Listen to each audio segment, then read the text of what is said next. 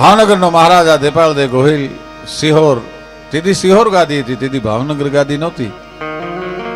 અને બરોબર વાવણીનું ટાણું અને સીમમાં ફરવા નીકળ્યા છે કે મારો ખેડૂત કોઈ દુખી નથી ને, કોઈની પાસે બિયારણ છે કે નહીં, કોઈની પાસે બળદ છે કે નહીં, એ જોવા માટે એ પ્રજાનું સુખ દુઃખ જોવા નીકળતા. તેથી એ દેપાળદે ગોહિલ નીકળ્યા ભાઈ.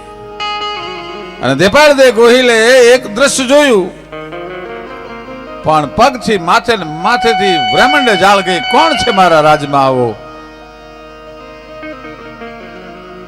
એક બાજુ બળદને જોડેલો છે અને એક બાજુ બાઈને ખંભે તોહરું લેવરાવેલું છે. અને આ દેપાળદે ગોહિલ દ્રશ્ય જોયું. માણસને હુકમ એ વખતે તો સરમુખ ત્યાર સાહેબ રાજાશાહી કેવરાયું કે કોણ છે બે ફરેલ બે માથાનો, આ પોતાની બાઈને ખંભે દોહરું લેવરાવ્યું છે. એ ચારણ હાથી હાંકતો હતો. 5 હાથ ચા વાવવાના બાકી રહેલા અને માથે વાદળી ચડેલી ચારણને ફાળ ઉપડી, જો વરહવા મનશે તો વાવવા નહીં દે. અને બળદ ડૂકી ગયેલો એટલે એક બાજુ બળદને જોડેલો અને એક બાજુ એની પત્નીને કીધું કે તું ઘડી ખંભે ધોહરું લઈ લે તો આ 4 ચા વાવી લઉં. દેપાળદેનો હુકમ છૂટ્યો. માણસો આવીને કીધું કે કેવો છો? તો ચારણ છું. તો કે આ તારી પત્નીને જોડી છે, છોડી મૂક. દેપાળદે મહારાજનો હુકમ છે. અને તેથી માથા ફરેલો ચારણ એટલું બોલ્યો કે તારો મહારાજા ધર્મિષ્ઠ હોય તો કહેજે, એ આવીને જૂતી જાય, મેં મારી બાયડીને જોડી છે. પણ સાહેબ દેપાળદે ગોહિલ ઘોડાની માથેથી પલાણ છાંડી અને ચારણ આઈની પાસે આવીને હાથ જોડીને પગે લાગીને એટલું કીધું કે માં લાવો ઈ ધોહરું મારા ખંભે.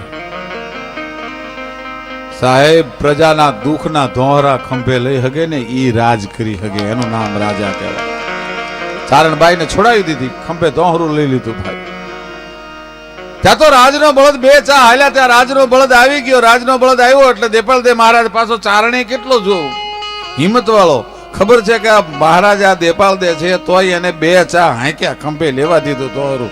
કે આ ખોટા જહ લીંબડ જહ તો નથી લેતો ના, એટલે એને હંક્યો પાછો. હવે મજા આવી. ભાદરવો મહિનો આવ્યો, ઝારની માથે ડુંડા આવ્યા, દૂધિયા દાણા આવ્યા. પ્રભને ભાદ્રવ માસ પ્રગલાવા બજરંગ વાદલા ગડગડ દાણા મરગા જય જર કુતરંગ શ્યામલા જલગંત નદિયા ભર્યા સરોવર ચરણ ગીરી વર જલ જરા જસલિયણ તણરત માલ જામન સતન વેશાલ સાંભરે. પ્રભને ભાદ્રવ માસ પ્રગલા અને વહે બજરંગ વાદલા. ચારણ આટો દેવા આવ્યો, પણ જ્યાં જે જગ્યાએ મહારાજા દેપાળદે હાલેલા આમ કરે આમ ડુંડું મોહ્યું, ડુંડામાં દાણો ન મળે. ચારણબાઈને કીધું તારો પાપીઓ રાજા હાલ્યો, એના પગ પડ્યા ને એમાં ડુંડા નથી, ડુંડામાં દાણા નથી. ચારણાએ કીધું કે ચારણ બીજા 2 ડુંડા મળી જો, મારો ગંગા જળિયો રાજા હાલ્યો હોય ને એ પાપીઓ નથી. અને સાહેબ બીજા ડુંડા, આમ ટૂંકમાં વાત કરું છું, બીજા ડુંડા આમ કરીને આમ મળ્યા ને એમાં હાચા મોતી નીકળ્યા.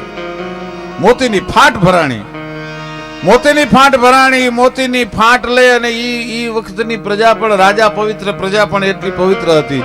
એને કીધું કે રાજા જ્યાં હાલ્યો હોય ધન રાજનું ગણાય, એટલે મારે આ રખાય નહીં, આની ઉપર અધિકાર રાજનો છે.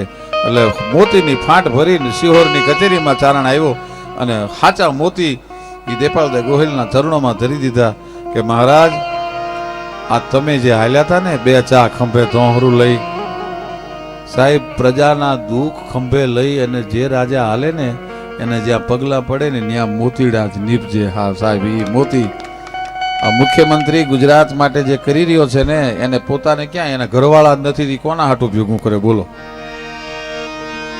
નથી છોકરા, એને કઈ ભેળું કરવાની ઓલી, પણ જ્યાં રાજા, સાચો રાજા જ્યાં હાલે ને સાહેબ એનું પગલું પડે ને ત્યાં મોતીડા નીપજે.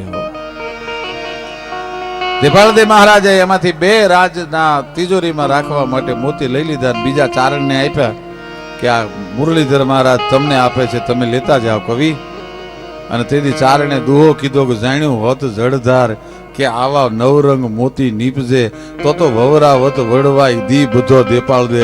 તો હું તને આખો દી છોડત નહીં ભલા માણા, આખું ખેતર તારી પાસે વવરાવી દે જો ખબર હોત કે આવા હાચા મોતી નીપજે છે. આ રાજાઓ પણ એની જનેતાઓ